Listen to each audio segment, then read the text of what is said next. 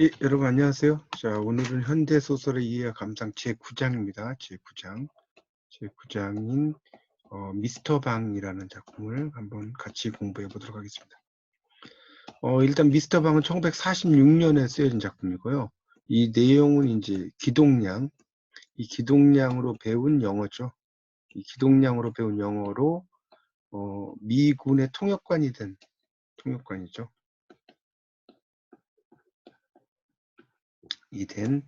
방산복이죠. 방산복 이야기. 이런 걸 통해서 일종의 이제 그 해방기 혼란상이죠. 해방기의 혼란상을 풍자합니다. 이런 혼란상을 풍자했다고 볼 수 있겠고요. 그래서 이제 이 작품은 일종의 풍자소설이라고 볼 수 있어요. 풍자소설. 이 풍자소설이라고 하는 것은 이런 부정적인 인물을 내세워서 그런 인물과 사회의 결정, 무슨 불합리 이런 것을 이제 풍자하는 소설이다 이렇게 볼 수가 있겠습니다. 그래서 거기 채만식을 보면 1902년에서 1950년까지 사셨고요. 1925년에 세길로가 이광수의 추천으로 이제 등단을 하게 됐죠.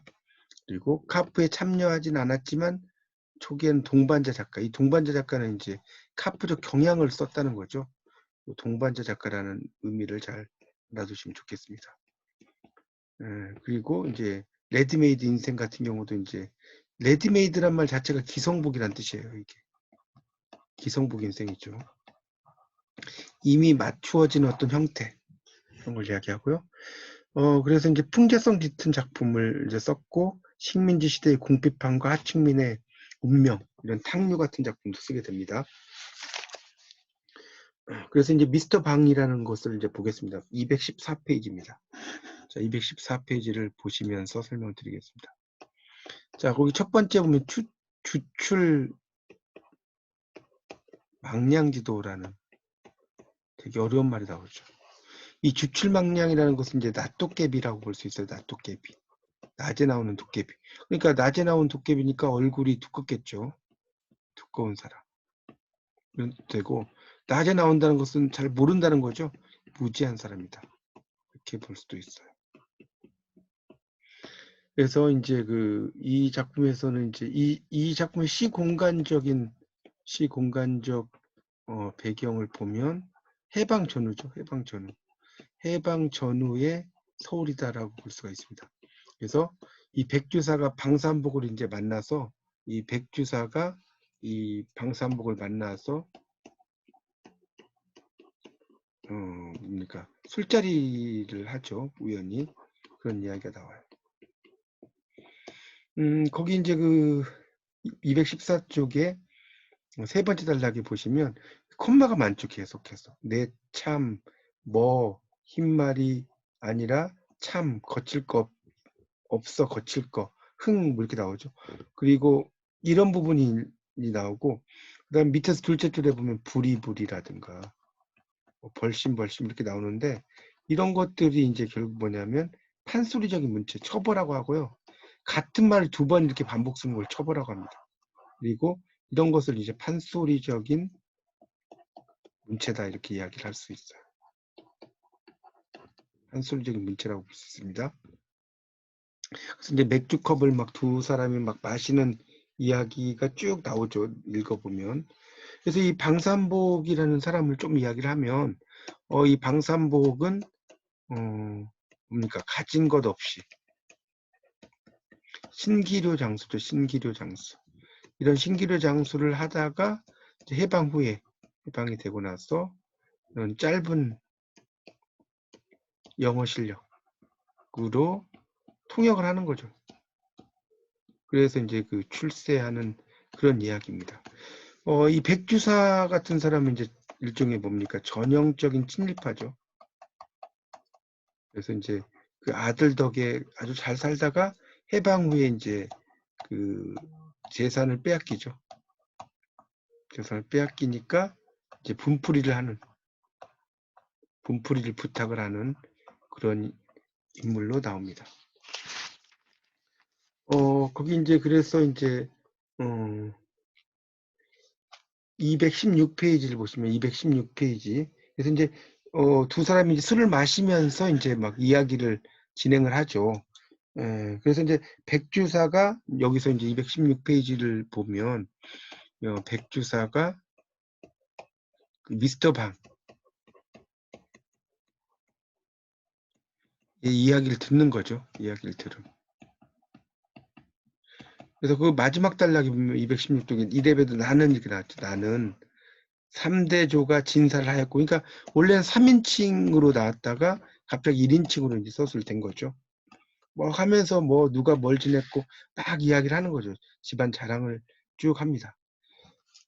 217쪽으로 이제 가면 그래서 이제 거기 한 10줄 정도 내려오면 미스터 방의 징조가 타관에서 떠들어온 명색 없는 사람이었다. 그 조부가 고을에 아전을 다녔다. 그 애비가 집신장수 밑줄 쳐놓으세요. 라고 이야기를 하죠. 그러면서 이제 쭉 이야기를 진행을 하고 있고요. 그래서 이제 219쪽으로 가보면 넷째 줄에 이렇게 나왔죠. 부전자전이로구만.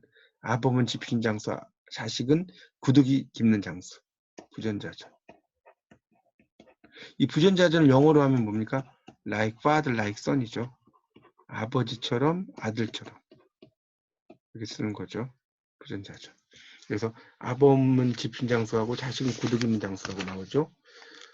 그래서 이제 220쪽으로 넘겨보시면 거기에 이제 X 부분이 있어요. 220쪽에. 이 부분은 이제 일종의 장면의 전환이다라고 볼 수가 있겠고요.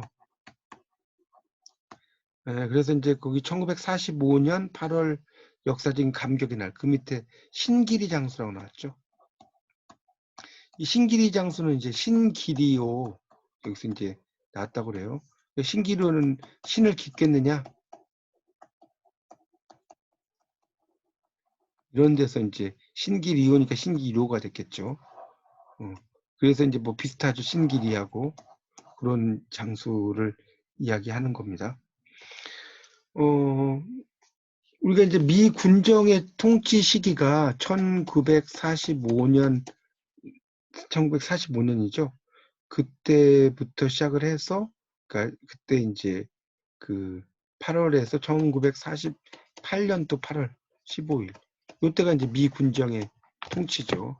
그런 시기라는 것도 좀 알아두시면 좋겠습니다. 그래서 이제 이 방산복이라는 사람이 이제 어떻게 하냐면 이 미 군정에 접근을 하는 거죠. 이 방산복이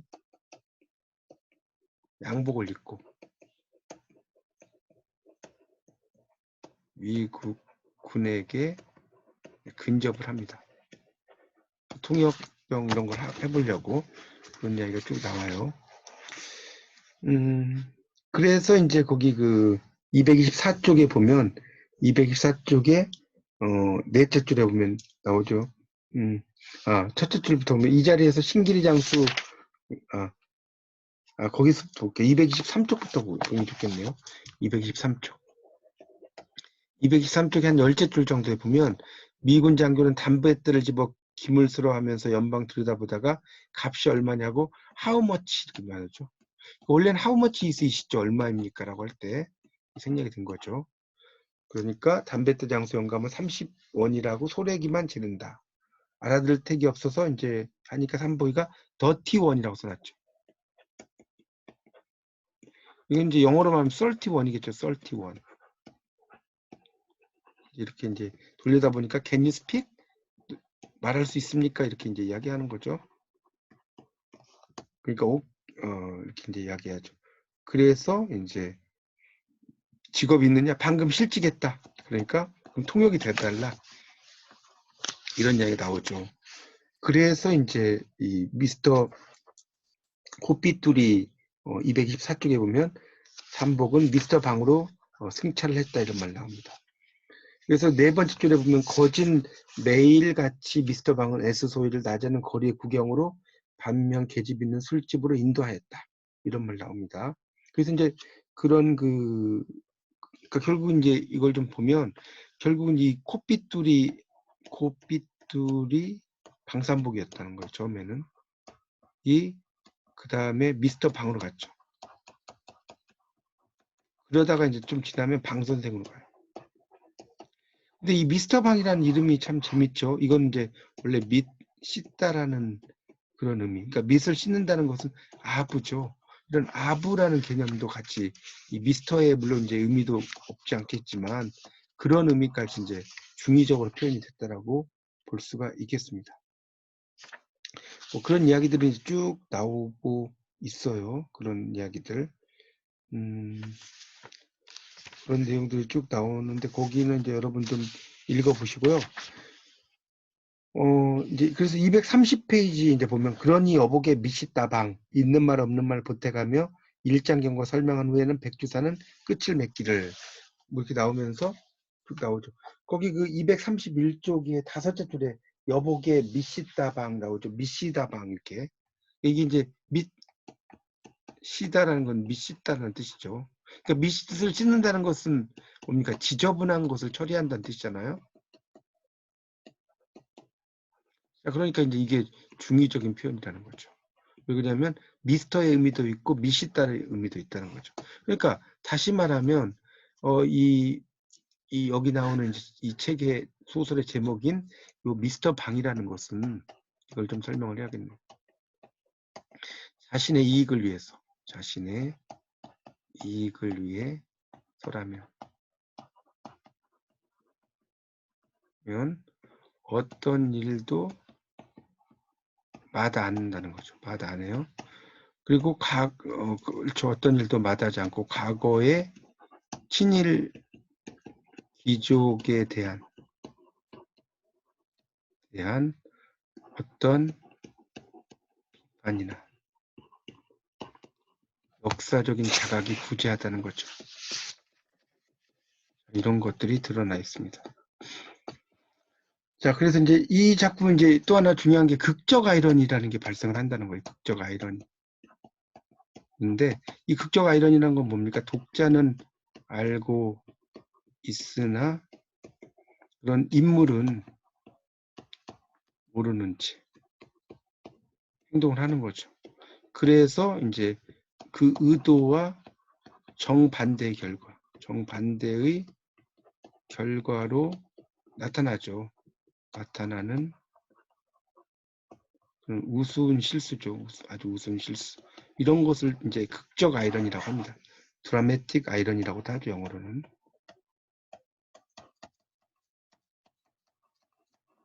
이렇게 볼 수 있습니다. 그래서 이제 거기 보면 231쪽이 마지막 단락에 보면 이런 말 나오죠. 미스터 방이 그 걸쭉한 양치물을 노대 아래로 애낌없이 쫙 뱉는 순간이었다. 그 순간이 공교롭게도 마침 그를 찾아온 에스소이가 현관으로 일단 들어서려다 말고 미스터 방이 노대로 나오는 기척이 들렸기 때문에 뒤로 서너 걸음 도로 물러나 헬로 부르면서 웃는 얼굴을 쳐드는 순간 그만 일치가 되었다. 에구머니 놀라 즐겁을 하였으나 이미 배아타진 양지침물은 키키한 냄새와 더불어 백절폭포로 내려 쏟쳐 웃으면서 쳐드는 에스소의 얼굴 정통에 가차르르 유 데빌, 이거 데빌은 악마란 뜻이죠. 데빌. 그래서 이제 주먹질을 하면서 고함을 질렀고 주먹이 쳐든 채 있다가 일변 허둥지둥 보선발로 뛰쳐나와 손바닥을 싹싹 비는 미스터 방의 턱을 상놈의 자식. 자, 이건 이제 지위가 하락했다는 의미를 상징하고 있습니다. 하면서 철컥 어퍼커트로 한 대 갈겼더라고 나왔죠. 그러니까 결국은 이제 그런 그 시대별로, 그러니까 그 친일파가 몰락을 하고 그 다음에 해방을 하고 그 다음에 친미파가 득세하죠. 친일파로 갔다가 해방이 되니까 다시 이제 친미파로 가는 그런 상황도 이제 여기서 이야기할 수가 있는 것이고요. 그러니까 결국 이제 이 방산복의 행악을 응징을 하죠. 하면서 이제 여기에서 이제 어떤 미적인 쾌감을 느낄 수가 있다라고 볼 수가 있겠죠. 그렇게 이제 볼 수가 있을 것 같습니다. 그래서 이제 233쪽에 보면 작품 해설에 보면 해방기 혼란사는 풍자라고 나왔죠. 그러니까 이 미스터 방이라는 것은 이 인물의 희화화. 이 희화라는 말은 뭐냐면 웃기게 표현한다는 뜻이에요. 웃기게 표현한다. 그리고 극적 아이러니. 이런 걸 통해서 해방기 혼란상. 이런 것을 통해서 뭐예요? 해방기 혼란하잖아요. 기회주의자. 이런 모습을 이제 풍자하고 있다라고 볼 수가 있겠죠. 그래서 이제 부정정신이라는 말이 이제 잘난 사람들에 대한 이야기 나오고요. 그 다음에 이제 234쪽이 2번 인물의 희화화 나오죠. 웃기게 표현한다. 풍자적인 거리, 약간의 거리를 두는 이야기. 그 다음에 이제 3번 해방기 미국 문화 영향이라고 235쪽에 나오죠. 그래서 해방 후에 이제 그런 그 미국적인 대중문화 유입 양상 이런 것들이 막 나오는 거죠. 여기 보면 네 번째 줄에 맥주, 미국식 병정, 양복, 미국 장교, 원피스, 양과자, 퍼머넌트.